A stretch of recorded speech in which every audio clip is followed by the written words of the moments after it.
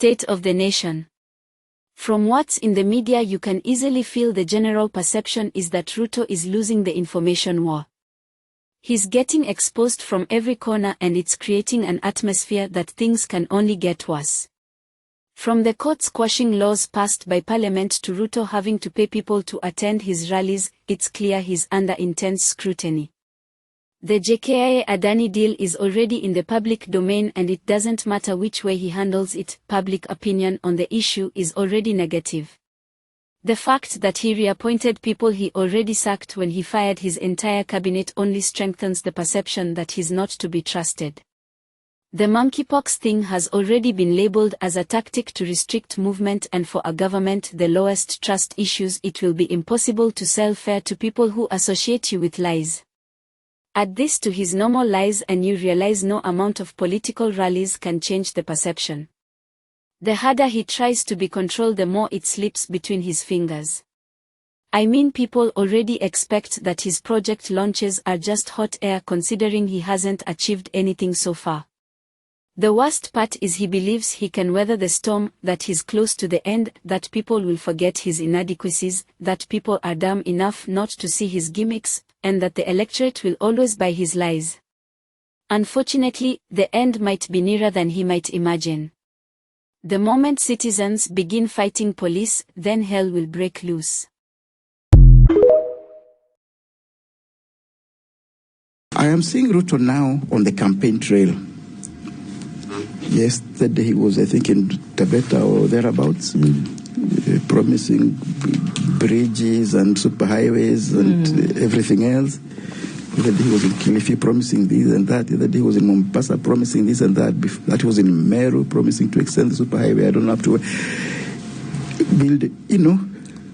We have gone into campaign mode on those same old promises which discredited him in the first place and earned him the tag of a liar. And I don't know whether he doesn't see it. That this should be the time for delivery, not the time for promises. And there are some very simple things that he has to deliver on. The issues which made Gen Z rise up in revolt. I've loved those, the videos you've seen is a real description of what exactly is happening in the country. The president went back to the streets with all manner of promises that can't be fulfilled. I can't agree anymore with what he's saying in the first video. That I think the president handlers think and feel, number one, Kenyans will forget. Number one, that. Number two, that he will win a perception that he is now doing something. And number three, that Kenyans will shred the thinking that he is a liar. But there is a lot of trust deficit, and everything that Kenya Kwanza holds, people start questioning what exactly is behind it. Look at that Adani deal. Yes, it's true. The public seem to have said no.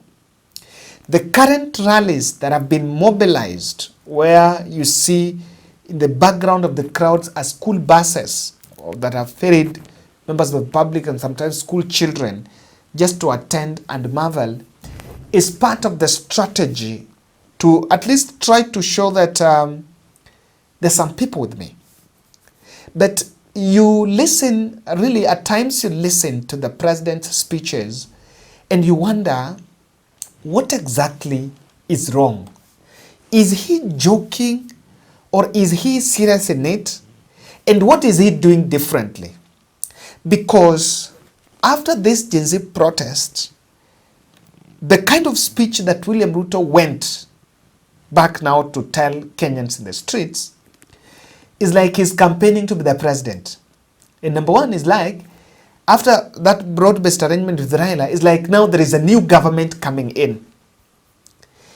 And now that the new trend of promises after promises, and some of them are actually unrealistic and hot air. And that is why some people are saying, what exactly is wrong? And I realize that William Ruto is under some panic. But the reaction, the kind of reaction is taking just amidst that panic, according to me, is making things worse. It's not going to help the situation. I have a collection of some videos here that I want us to listen to. This is a collection of the recent promises. These recent promises since he started now these rallies. As we deliver internet, as we deliver Wi-Fi, as we make it much more accessible, then it can be made useful through access to digital jobs, which we are working round the clock to make sure that's available, and also we can do more e-commerce, more e-trading, more space to trade on government bonds, on government securities, on shares at the stock exchange or at the securities exchange, and many other of those aspects. I think it would be a very good experience, different from what's going on now. I think that platform is being used more, kusalimiana. I mean,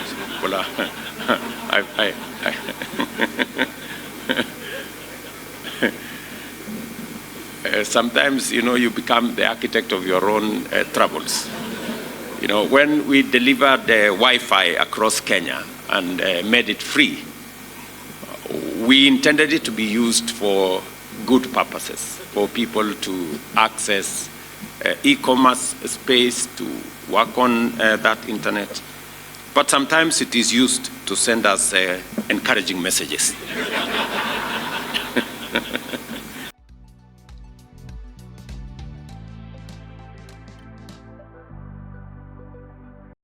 Kila wiki vijana 1,000 wanaondoka Kenya kwa mikono ya huyu bwana kwenda kufanya kazi sehemu zingine katika duniani. Kila wiki 1,000. Na sasa Taita mjipange.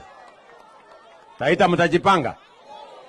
Waheshimiwa wabunge, mimi nataka wabunge wanisikize vizuri. Tunaelewana?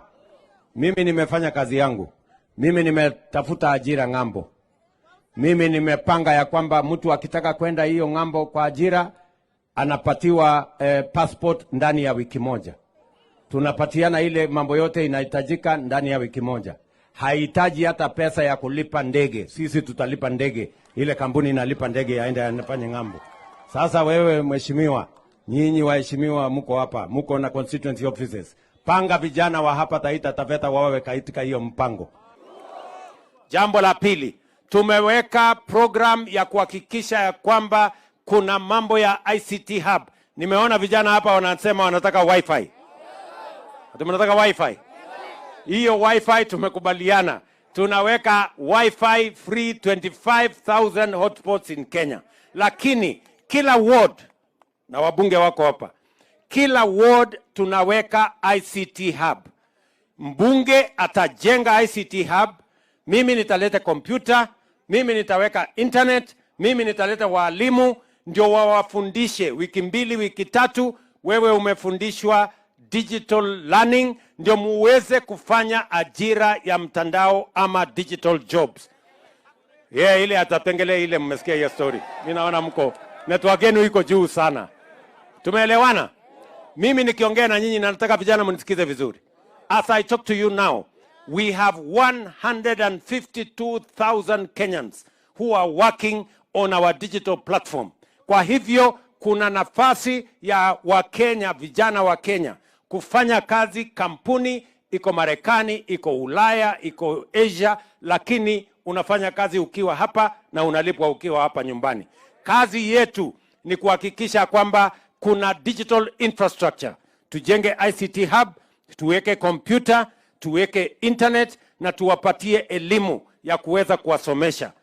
Wewe nimetoka saizi kule Tiati, na kuna vijana tayari kule Tiati wako katika hiyo mtandao. Kuna vijana hapa Baringo Institute wako katika hiyo program. Kuna vijana 152,000 wako katika hiyo program. Nyinyi vijana mjipange. Na hata hiyo mmesema mnataka Wi-Fi. Hiyo Wi-Fi tutapanga. si namna hiyo? Lakini wifi ni ya kufanya kazi, si mnaelewa? Digital job. Alafu vile vile juzi nilikuwa pale kwa stock exchange, securities exchange. Nimeambia watu wa securities exchange pia tutahakikisha ya kwamba kule kwa securities exchange hawa vijana wanaweza kufanya biashara ya shares, wanaweza kufanya biashara na kununua mambo ya government bonds. Ndio tuhakikishe ya kwamba biashara inafika kwa kila mtu. Sio lazima uwe na pesa mingi kuweza kununua securities ya serikali. Hata ukiwa na shilingi 100, hata ukiwa na shilingi 1000, unaweza kununua government securities na ulipwe 18%, vile tunalipa 18% kwa wale wadosi wengine. Nyinyi vijana mnanielewa? Na hiyo internet ni kitu mzuri. Mimi nitaendelea kuweka wifi kila mahali. Kila mahali tutaweka wifi. Alafu saa zingine mnanitumia message. Hapo. So he's spoken about free Wi-Fi. Kenyans discussed. That issue of free Wi-Fi trended for the whole day. I don't know where are those free Wi-Fis, because it was done in some markets. In a school, I know some of my subscribers here who are in institutions, even some polytechnics that don't have Wi-Fi. The computer room in the polytechnics don't even have Wi-Fi. And the Wi-Fi that is there is weak and even restricted. So I know there are some people that are making money online. It's true. But I am a bit more convinced that it's more of an individual effort to get the network. Yes. It's not really guaranteed. And that issue of free Wi-Fi, I think Kenyans would want to really seek answers. Personally, I've never felt it. There is that promise about tickets. For those who want to go to abroad, government will pay and all that. If that is happening, then let's see 1CS, probably even flagging the number of people that is saying that are going out. And you can talk about the stock exchange. You know, do people have that information? For example, when he was speaking that rally in Baringo, Tiati, do the members of the public have that information? Or it is just speaking for the sake of speaking because now people are there? Now, this round of promises, I want to agree with Macharia Gaido that we are still reviving the hope. We are reviving the hope, and we are trying to tell, what the president is trying to tell people is, bear with me and vote for me, you know, I'm going to do it. I think we should stop talking and start doing them. Because honestly, we are not doing them. And the president has lost the war of information. That is what I once discussed here, messaging. He's lost it. And he's lost it, number one, let me just delve there a bit. He's lost the war of information because of these three reasons, or rather on these three fronts. Number one, you see the media, the messaging, not the messaging. I think the media space in amplifying what the government is doing is making everything trivial. And you'll understand this. When the president is making those speeches and people run bulleting, you run a story, and then when you go to the comment section, you see how Kenyans are reacting. Kenyans ask you, why are you even showing us about it? Even us, we've always been told that if you play that clip of President Ruto, I know some of us have been saying, I don't want to see that man, I don't want to see that clip. You see, so for the mainstream, they are now in that catch that if my numbers are down because I played that clip of the president saying this and that and I was supporting, then I'd rather stop. Now, during the anti-government protest, the media space was under attack. And Kenya Kwanza, I think, made a big mistake from the start. They believed because the media was, you know, media can never be neutral. That's the truth. It can never be neutral. There is that newsroom, and that is globally, not just Kenya. even the US. There is some media houses that support Trump. The other one now support Kamala Harris. Even in Kenya, there are media houses that supported Azimio. Then there are also some that supported even individual journalists, because on election day, when you go to the ballot, even if you're a journalist, there is no ballot paper that is written here is for journalists, so you can vote neutral. There is nothing like that. The media house is a building. The personnel there are human beings who also live in this country and get to understand. So the first thing why he's losing the war of information is first discrediting the media. Number one. Number two is the dynamic of the social media. You know, Kitambo, the traditional media where you depend on TV station, the president is going to be live on PV. So the whole country will wait and listen to what is in TV and everything. You know what that has cost? Now that was not two-way. This time round, there is social media. You have YouTube, you have Twitter, you have TikTok, you have Facebook. So people are talking. And Kenyan's population is actually in social media, quite a huge population. And let me tell you, the social media group is not the young people. I was just, interestingly, I was checking my channel analytics and I realized that between the age 45 and 64, I have 37%. So 37% of my viewers are between 45 and 64. Then someone will tell you that it's only the young people in social media. Forget about it. Of course, you need to understand the dynamics of the content, because now this is political content. But now that is what I realized. So President Ruto has lost it, that war of information, because he doesn't have monopoly. Now look at even the new trend of AI. Even that video that I played for you is the AI generated. So quick now to respond. The third thing is this. The professionals, be it the teachers, be it the economists, be it the lawyers, everyone is talking. Yes. I don't know why, if the president is talking about economics somewhere, then immediately speaks, then an economist would also come.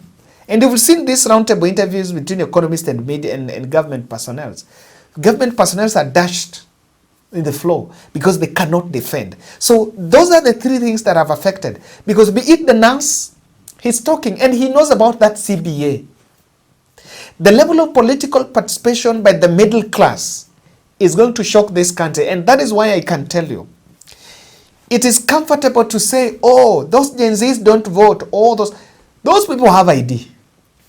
So enough civic education and the clamor for change is enough to that middle class. Roundy, you might be shocked in 2027. They will be the ones in the line as early as 3 a.m.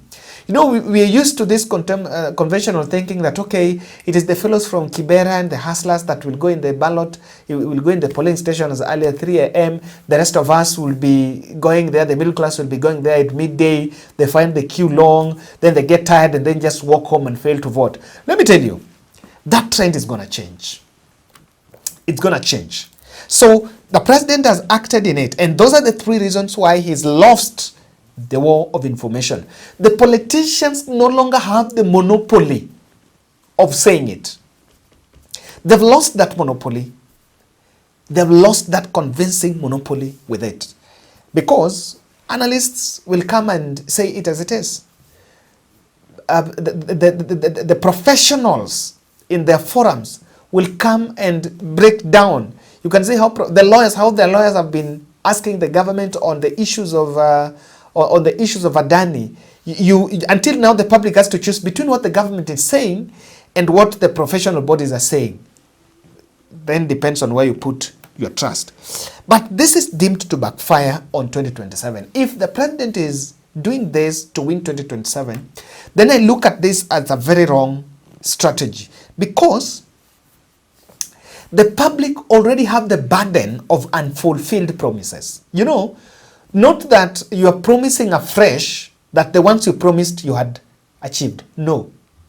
What the members of the public feel is it's not yet achieved. Even what he said last time, how should we believe you?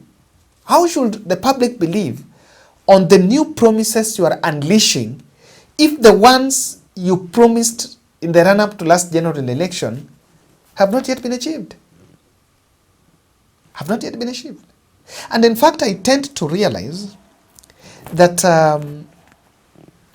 we have a problem on priority. You see, and that is a big problem in Kenya. I don't know if it's budget rerouting or what. The priorities, you're talking about MPs are supposed to build some, affordable, some ICT hubs. Now these ICT hubs, MPs are supposed to build in wards.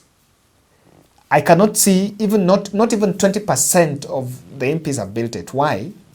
Because the money, that CDF money, has not yet been received fully. That's number one. Number two, where are they going to build it? In my tiny village in Siaya. So if he's supposed to build one, so where do you decide? For example. So instead of us even talking about putting it there and building ICT hubs and this and that, we should first equip the ones we have. We have ICT hubs in institutions. Not all these polytechnics have ICT hubs. Not all of them have ICT hubs, truth be told.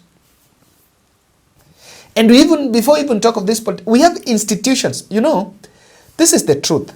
The people that can do digital jobs are not the boda fellows. Tusidanganyane, it's not the boda fellows. The students in school and government, and I think Kenya Kwanza will do better by targeting the ones in the institutions. I was just looking at the videos and analysis from the Bangladesh protest. You know, they managed to storm the presidential palace, the prime minister's palace. Majority of those people are students. Even in Nairobi, the protest was largely led by university students. So, that is what we are saying, or rather that is why I'm saying that the public feels betrayed and we have some wrong priorities. Instead of asking an MP to go and build ICT hub in the middle of Kaptepar, of Kapsowar, then why don't you just equip and talk to institutions, the colleges and the DTIs and the teachers training institutes, the KMTCs, and those are the institutions you should go and put those computers, because kuna watu anaweza fanya hiyo kazi ya online. Mtu wa bodaboda, someone who might have dropped school in class 3. The other thing is why it will also, I'm also looking at it, the probability of it backfiring is the government has a reduced budget and they've been talking about austerity measures that maybe they're not able to do what they had planned.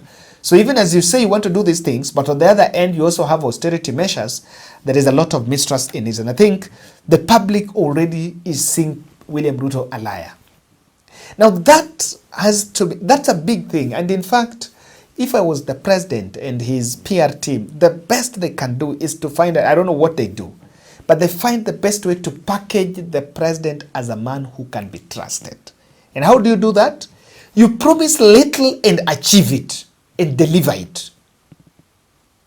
Instead of ambitious projects that you know are hot air. For example, Hustler Fund. Hustler Fund is nowhere. The money is in people's pockets. People are just building houses in the rural homes and buying hotels all over. Why? Because they were just hot air projects. So promise the little you can do and do it fast. Then probably with the time you can build the trust. That's my take.